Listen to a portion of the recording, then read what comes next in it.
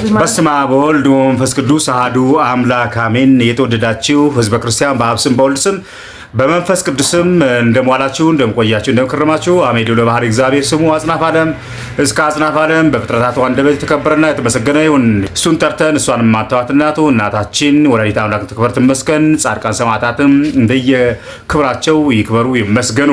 ሰበር ዜና አለ። የኢትዮጵያ ኦርቶዶክስ ተዋሕዶ ቤተክርስቲያን ሶስቱ ቋሚ ሲኖዶሶች ዛሬ ግንቦት 7 2017 ዓመተ ምህረት ወደ ቅድስት ሀገራችን ገብተዋል። ብፁዕ አቡነ ጴጥሮስ፣ ብፁዕ አቡነ ቴዎፍሎስ እና ብፁዕ አቡነ ያዕቆብ ናቸው። ከመንግስት ጋር በነበረ በአንዳንድ ጉዳዮች አገር ውስጥ እንዳይገቡ መከልከላቸው ይታወቃል። ሆኖም ከብፁዓን ሊቃነ ጳጳሳትና ቤተ ክህነቱ በተደረገው ሰፊ ውይይት መንግስት መፍቀር ተከትሎ ዛሬ ኢትዮጵያ ገብተዋል። ቦሌ አየር መንገድ ሲደርሱም ብፁዓን ሊቃነ ጳጳሳት ብፁዕ አቡነ አብርሃም ጨምሮ አቀባበል አድርገውላቸዋል። በድጋሚ እንኳን ደስ አላችሁ። ርክበ ካህናት የቅዱስ ሲኖዶስ ስብሰባ ትናንት ግንቦት 6 እንደተጀመረ ይታወቃል። ዛሬ ሁለተኛ ቀን ይዟል። ከነገ ጀምሮ በስብሰባው ይሳተፋሉ ማለት ነው። እንኳን ደስ አላችሁ፣ ደስ አለን። እጅግ በጣም ደስ የሚል ዜና ነው።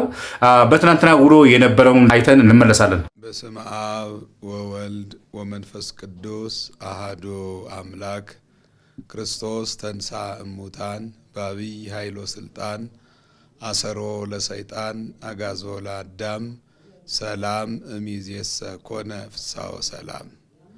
የተወደዳችሁና የተከበራችሁ በመላው ዓለም የምትኖሩ ኦርቶዶክሳውያን ወገኖቻችን ግንቦት 6 ቀን 2017 ዓመተ ምህረት የዋለውን የቅዱስ ሲኖዶስ ምልዓተ ጉባኤ ውሎ ከዚህ እንደሚከተለው አቀርባለሁ።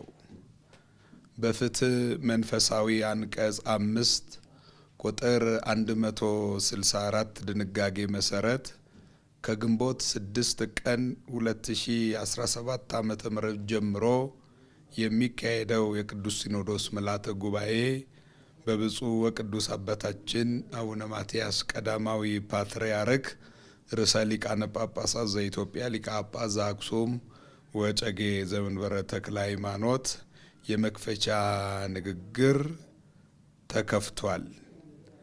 በሕገ ቤተ ክርስቲያን ድንጋጌ መሰረት በቋሚ ሲኖዶስ ተወስኖ ለርክበ ካህናቱ የቅዱስ ሲኖዶስ ምልዓተ ጉባኤ መነሻ ረቂቅ አጀንዳ ለጉባኤው ቀርቦ በጉዳዩ ላይ ውይይት ከተደረገበት በኋላ በሕገ ሲኖዶሱ መሰረት በምልዓተ ጉባኤው የተመረጡ 7 ብፁዓን አበው ሊቃነ ጳጳሳት ያሉበት አርቃቂ ኮሚቴ ተሰይሟል። በዚሁም መሰረት ሊሆኑ የሚገባውን ተመልክተው ለቅድስት ቤተ ክርስቲያናችን የሚጠቅሙ ውሳኔዎችን ለመወሰን የሚያበቁ አጀንዳዎችን ከተራ ቁጥር 1 እስከ 23 በማዘጋጀት ለጉባኤው አቅርበው ጉባኤውም በጉዳዩ በአጀንዳዎቹ ላይ ተነጋግሮ በምልዓተ ጉባኤው ከ1 እስከ 23 የተቀመጡት አጀንዳዎች ጸድቀዋል።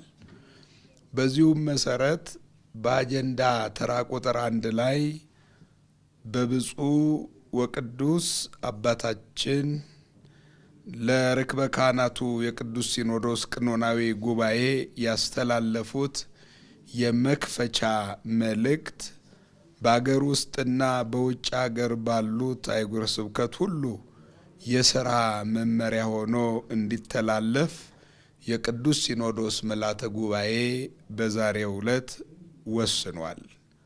በአጀንዳ ተራ ቁጥር 2 ላይ የተቀመጠው ደግሞ ከግንቦት 2016 ዓመተ ምህረት እስከ ግንቦት 2017 ዓመተ ምህረት ድረስ በቅዱስ ሲኖዶስ ምልዓተ ጉባኤና በቋሚ ሲኖዶስ የተወሰኑ ውሳኔዎችን በተመለከተ የአፈጻጸም ሪፖርት በመጋቤ ብርሃናት አባ ተክለ ያሬድ ተክለ ጎርጎርዮስ የቅዱስ ሲኖዶስ ምክትል ጸሐፊ ግሩም በሆነ አቀራረብ በንባብ ተደምጦ ጉባኤውም በሪፖርቱ ላይ ተነጋግሮ ጉባኤውን በሙሉ ድምፅ አሳልፎታል። በዚሁ ውሎ እነዚህ ውሳኔዎችን አግኝተዋል። በነገ ዕለት ደግሞ የኮሪደር ልማት አፈጻጸም ሪፖርትን በተመለከተ ምልዓተ ጉባኤ ያሳለፈውን ውሳኔና በነገ ዕለት ቀጣይ ውሳኔ የሚያገኙትን በዚሁ መልክ እናቀርብላቸዋለን። ወስብሐት ለእግዚአብሔር። የተወደዳችሁ የዓለትዩ ተከታታዮች ፕሮግራሙ ይህ ይመስል ነበረ። ለዚህ ፕሮግራም አዲስ ከሆናችሁ ሳብስክራይብ እያደረጋችሁ እንዲሁም አልጎሪዝሙ ለሁሉም ተደራሽ እንዲያደርገው ሳብስክራይብ አድርጉ። ምክንያቱም እንግዲህ ወንጌል በዓለም እንዲዳረስ ይህ በኩላችሁን አስተዋጽኦ አድርጉ። ቀጣይ በሌላ ፕሮግራም እስከምንገናኝ ቸርን ሰንብት። ወስብሐት ለእግዚአብሔር።